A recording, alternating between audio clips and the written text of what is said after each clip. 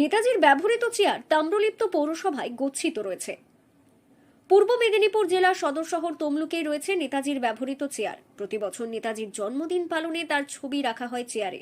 বাংলা তথা ভারতবর্ষের প্রিয় নায়ক যদি কেউ থাকেন তিনি হলেন নেতাজি সুভাষচন্দ্র বসু।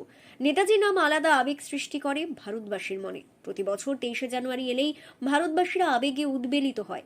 2026 সালের 23শে জানুয়ারি নেতাজির 130তম জন্মদিন। নেতাজির স্মৃতি হিসেবে তাম্রলিপ্ত পৌরসভায় আজও সযত্নে তোলা রয়েছে নেতাজির ব্যবহৃত চেয়ার। 1938 সালে 11ই এপ্রিল তিনি তমলুকে এসেছিলেন এবং কলকাতা থেকে পাঁশকুড়া ট্রেন পথে আসেন। ট্রেন পথে পাঁশকুড়া নামার পর ড্রাইভ করে নেতাজি সুভাষচন্দ্রকে তমলুকের রাজবাড়িতে এনেছিলেন। 1938-এর 11ই এপ্রিল কলকাতা থেকে ট্রেন পথে পাঁশকুড়া এসে নামেন নেতাজি সুভাষচন্দ্র বসু। সেখান থেকে তিনি গাড়িতে করে তমলুক শহরে পৌঁছন। তমলুকে তিনি রাজবাড়ির অন্তরে খোসরঙ্গের মাঠে স্বদেশী কংগ্রেস নেতাকর্মীদের সমর্থনে সভা করেন। প্রাথমিক পর্যায়ে তমলুকের রাখাল গ্রাউন্ডে সভা হওয়ার কথা ছিল, কিন্তু ব্রিটিশ পুলিশ তমলুকে নেতাজির সভা বানচাল করার জন্য মাঠের মালিককে ভয় দেখায়।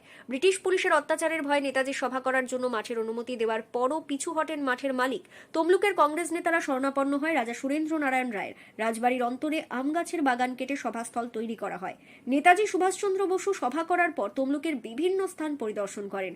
পৌরসভা, বর্গভীমা মন্দির, তমলুকের রামকৃষ্ণ সেবাশ্রম মিশন।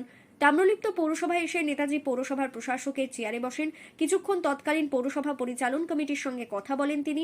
পৌরসভায় নেতাজি যে চেয়ারটিতে বসেছিলেন সেই চেয়ারটি সযত্নে তুলে রাখা হয়েছে পৌরসভায়। কথা বলেন, তারপর তিনি ফিরে যান সতীশচন্দ্র চক্রবর্তী যে বাড়ি বৈকুণ্ঠ ধাম সেখানে অবস্থান করেন এবং বিকেলে তিনি তমলুক পরিদর্শনে যান। তমলুক পৌরসভায় আসেন, সেখানে যে চেয়ারটি বসেছিলেন সেটি তমলুক পৌরসভায় এখনও সংরক্ষিত আছে। এরপর যান তিনি বর্গভীমা মন্দিরে। তিনি বর্গভীমা মন্দিরে দর্শন করার পর বর্গভীমা মন্দিরের সেবায়িতদের হাতে 5 টাকা দিয়ে ঠাকুরকে দর্শন করেন। তারপর যান তমলুক রামকৃষ্ণ সেবা সদন বা মিশনে যান।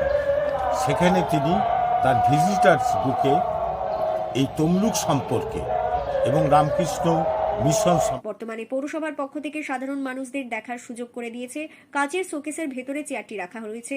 পূর্ব মেদিনীপুর জেলার তমলুক থেকে সৈকত শের রিপোর্ট, লোকাল 18 বাংলা।